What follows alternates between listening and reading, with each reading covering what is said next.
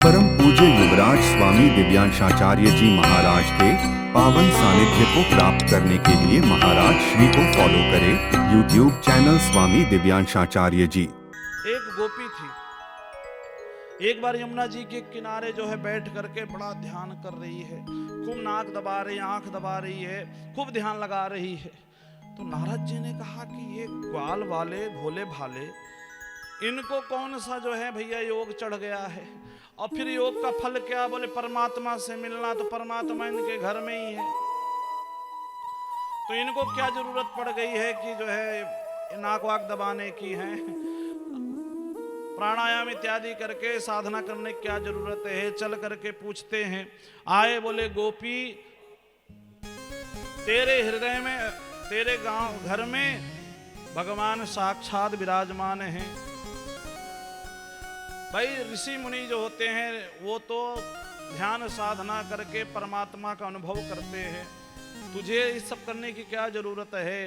तुम तो जो है साक्षात भगवान का दर्शन करती हो, तो फिर ऐसा क्यों कर रही हो, ये योग इत्यादि क्यों कर रही हो। अब गोपी लगी रोने, बोले प्रभु हम योग तो कुछ जानते ही नहीं है। तो बोले क्या कर रही हो। बोले हम तो, हमारे हृदय में एक चोर घुस गया है, उस चोर को निकाल रहे हैं। किस तरह से निकल जाए, वही पकड़ के कि नाक से निकले कि मुख से निकले, कहां से निकल जाए हमारे हृदय से। बोले इसके समा जाने से लाली मेरे लाल की जित देखूं तित लाल। बोले जहां दिखता हूं वही काला काला ही दिखता है। कुछ भी काम करते हैं वहां हमें कन्हैया ही दिख जाता है। गाय दुहने जाते हैं, बछड़े में कन्हैया दिख जाता तो हम बछड़ा हटाते नहीं, सारा दूध बछड़ा पी जाता है। फिर सास गाली देती है।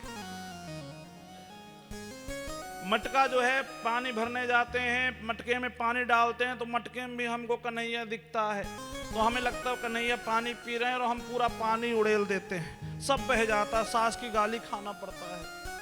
रोटी बनाने जाते हैं तो वहां भी हमको कन्हैया दिखता है।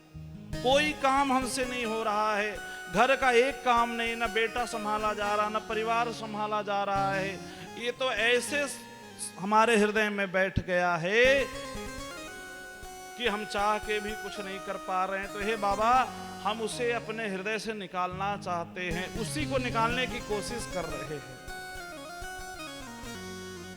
यह सुनकर के नारद जी महाराज के नेत्रों से सुधार बहने लग गई। वाह गोपी धन्य है तू, जिस प्रभु को अपने हृदय में बड़े बड़े योगी विराजमान करने के लिए, बसाने के लिए कोशिश करते हैं, योग साधना इत्यादि करके कि हमारे हृदय में क्षणिक ठाकुर जी विराजमान हो जाएं।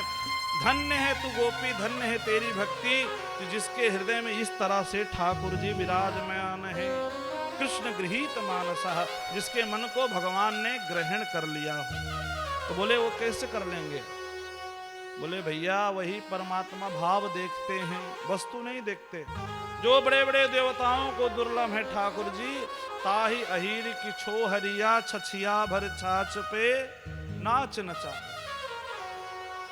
तो ऐसे ठाकुर जी, ये भगवान की जब हम कथा सुनते हैं तो हमारा हृदय भवन शुद्ध होने के भगवान हमारे हृदय में विराजमान हो जाते हैं।